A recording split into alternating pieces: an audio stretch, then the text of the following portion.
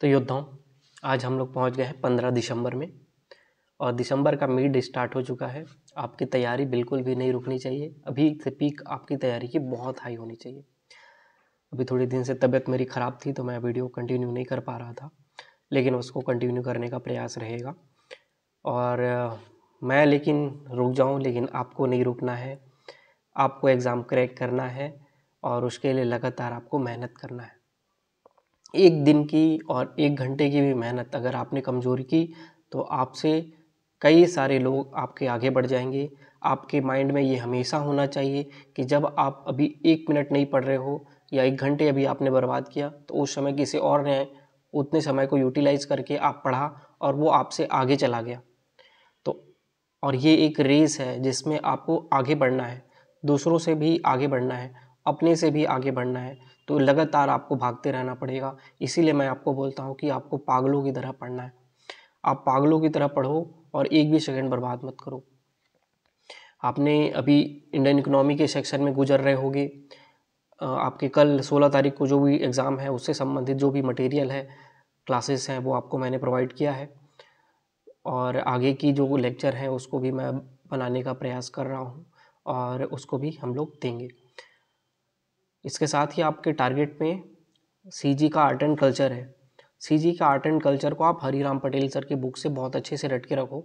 मैं आपको बता रहा हूँ, उसको एक बार अगर आपने रट लिया और उसको रटने के लिए सिर्फ थ्योरी पढ़ोगे तो याद नहीं होगा। उसको 2 तरीके हैं याद करने के। एक तो बहुत बार ऑब्जेक्टिव क्वेश्चन सॉल्व करो और वो भी एक बुक के ऑब्जेक्टिव क्वेश्चन सॉल्व मत करो। आपको मिलता है 1-2 और बुक, अगर आपको मिलता है कि यहाँ से भी ऑब्जेक्टिव क्वेश्चन छत्तीसगढ़ के आर्ट एंड कल्चर, जनजाति, संस्कृति से सब मिल रहा है तो आप उस बुक से भी लो और उस बुक से भी उनके छत्तीसगढ़ के आर्ट एंड कल्चर के ऑब्जेक्टिव सॉल्व करो। आप उसको थ्योरी जितने बार पढ़ोगे याद नहीं होगा, उससे ज़्यादा बार में आप उसको ऑब्जेक्टिव जितने बार सॉल्व करोगे वो चीज़ें याद होंगी। तो आपको प्रयास यही करना है कि आप बहुत बार ऑब्जेक्टिव लगाने का काम करना है। आपको बहुत बार ऑब्जेक्टिव लगाओ। ऑब्जेक्टिव आपके रुकने ही नहीं चाहिए। उसके बाद तुरंत थ्योरी पढ़ो, ऑब्जेक्टिव लगाओ, थ्योरी पढ़ो, ऑब्जेक्टिव लगाओ, रट लो उसको, एकदम रट लो, कंठस्थ कर लो, दिमाग में घुसा लो, खून में घुसा लो। आपको वो पेपर नंबर 6 मेंस में 75 नंबर दिलाता है। तो अगर आपने अभी रट लिया है तो आपको मेंस के समय इसमें कहीं पे भी दिक्कत नहीं आने वाली है। तो एनी हाउ इसको अगर आपने याद किया है तो आपको एग्ज़ाम निकालने में प्री और मेंस दोनों के टाइम याद काम आएगा। इवन इंटरव्यू में भी इससे सवाल बनते हैं। तो आपको अगर CGPA से एग्ज़ाम क्रैक करना है तो इस टॉपिक को बहुत अच्छे से आपको प्रिपेयर करना ही पड़ेगा। तो बिल्कुल भी ये मत सोचना कि इसको हल्के फुल्के में लेके थोड़ा मोड़ा पढ़ना है। बहुत बार अगर आप ऑब्जेक्टिव लगा रहे हो तो 10-20 बार लगाओ। इस तरीके से आप उसको अटेम्प्ट करो। और इकोनॉमी तो चल रहा है, कॉन्सेप्चुअल सब्जेक्ट है, जो मैंने पढ़ाया है उसके नोट्स बनाओ और नोट्स बना के उसको पढ़ने की कोशिश करें। टेलीग्राम में भी इवन मैंने आज 5 ईयर प्लान का कुछ नोट्स प्रोवाइड किया है, उसको आप प्रिंट करा लीजिए और 5 ईयर प्लान में वो पढ़ सकते हैं। आज के मैं पॉलिटी के रिवीजन में हम लोग पिछले टाइम विधायी संबंध, केंद्र राज्य विधायी संबंध के बारे में पढ़े थे। भाग 11, संविधान का भाग 11 जो आर्टिकल 245 से 263 तक है, जिसमें 245 से 255 तक में विधायी संबंध है और 256 से 263 तक प्रशासनिक संबंध है, एडमिनिस्ट्रेटिव रिलेशन। प्रशासन संबंध में क्या है, हम जो BSc की तैयारी कर रहे हैं, हम ब्यूरोक्रेट बनेंगे और हम ही लोग प्रशासन में जाएंगे और हम ही लोग प्रशासन बनेंगे। प्रशासन का मतलब है जो शासन के कार्यों का क्रियान्वयन करता है। इसमें जो भी ब्यूरोक्रेट्स आते हैं, जो भी कलेक्टर से लेके डिप्टी कलेक्टर, SDM, तहसीलदार, पटवारी, परियोजना अधिकारी, शिक्षा अधिकारी, ये सभी कोई क्या होते हैं, प्रशासन होते हैं। इसे कुछ केंद्र के भी प्रशासनिक अधिकारी होते हैं और राज्यों के भी प्रशासनिक अधिकारी होते हैं। केंद्र का अपना राज्य क्षेत्र क्या होता है, कुछ नहीं होता है। सभी केंद्र मतलब जो राज्यों की अपनी भूमि है उसी में ही वो अपना काम करते हैं। तो एक ऐसा संयोजन जिसमें केंद्र और राज्य दोनों मिल के काम करें, इसीलिए भारतीय संविधान में कहा गया है कि भारत को सहकारी संघवाद कहा जाता है। दोनों साथ मिल के काम करेंगे। तो हम लोग 256 से लेके 263 तक के आर्टिकल बहुत इंपॉर्टेंट है, आपके प्रीलिम्स और मेंस दोनों के सिलेबस में आता है ये। तो रिवीजन करेंगे। सबसे पहले मैं आपको 256 से 263 के बारे में बताता हूँ। उसके बाद आपको ये भी बताना पड़ेगा कि भारत के संविधान में बहुत सारे ऐसे जगह पे हैं जहाँ पे इसमें नहीं दिया है, लेकिन कहीं कहीं पे कुछ और पॉइंट्स हैं जो आपको केंद्र राज्य संबंधों के बारे में उल्लेख करते हैं। तो सबसे पहले आप देखो कि आर्टिकल 256 क्या बोलता है। आर्टिकल 256 बोलता है कि राज्यों को निर्देश देने की केंद्र की शक्ति है। केंद्र क्या है, राज्यों को निर्देश दे सकता है, आर्टिकल 256 में कहा गया है। इसमें दो पार्ट है। आर्टिकल 256 एक में राज्यों को निर्देश करने की केंद्र की शक्ति दिया है, दूसरे में लिखा है कि राज्य की कार्यपालिका शक्ति का प्रयोग इस प्रकार किया जाए कि केंद्रीय कानून के लागू होने में कोई बाधा ना आए। केंद्रीय कानून अगर कोई बनाता है, जैसे भारत सरकार ने बनाया एनआरसी, आप जनगणना के लिए कुछ नियम बनाए, तो ऐसे अगर कोई नियम कानून बनाते हैं केंद्र सरकार, तो उसको लागू करने के लिए राज्य की प्रशासनिक व्यवस्था ऐसी हो कि उसमें कोई प्रावधान प्रॉब्लम ना आए, बाधा ना आए। तो ये दिया है 256 में।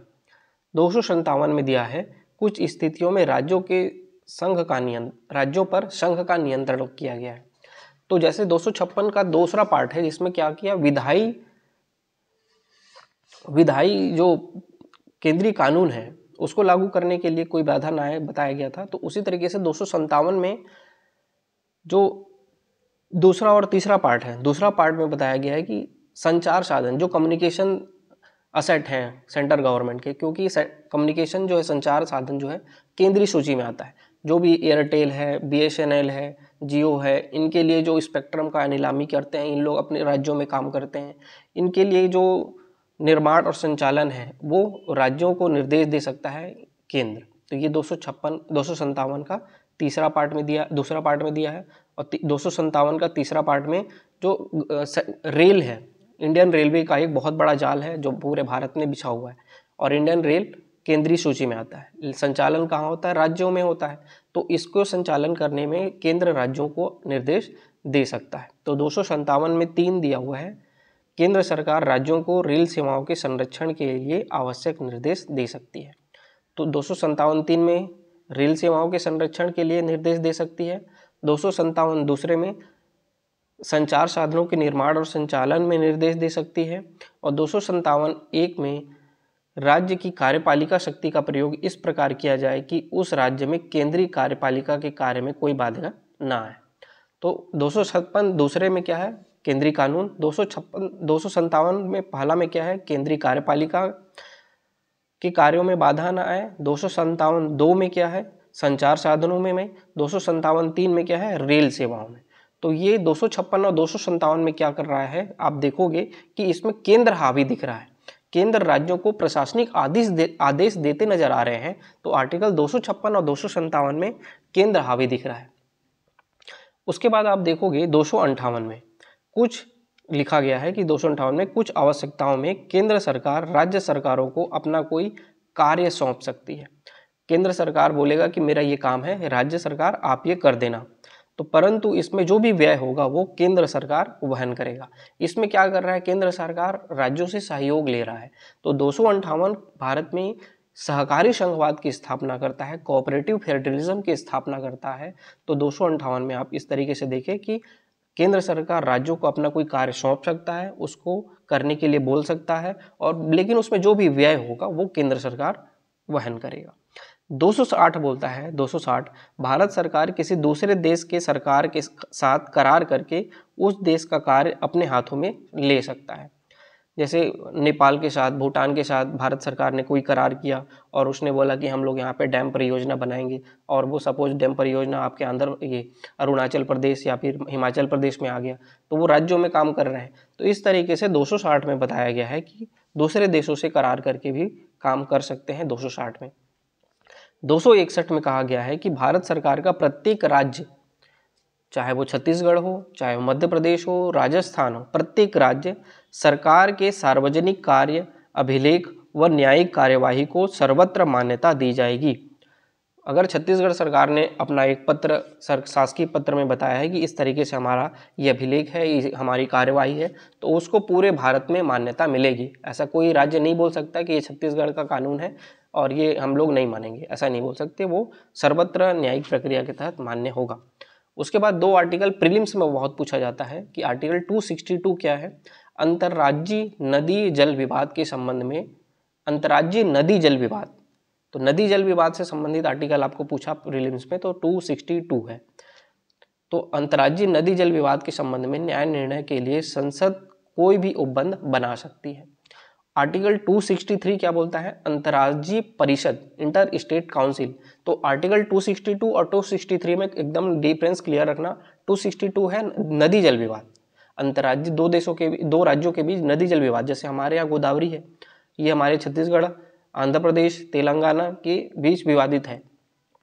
तो ये अंतर्राज्यीय जल विवाद 262 में बनेगा और ये इस विवाद को सुलझाएगा। उसी तरीके से 263 है जो अंतर्राज्यीय परिषद है, इंटर स्टेट काउंसिल है, जो हमारे देश में 5 बने हुए हैं।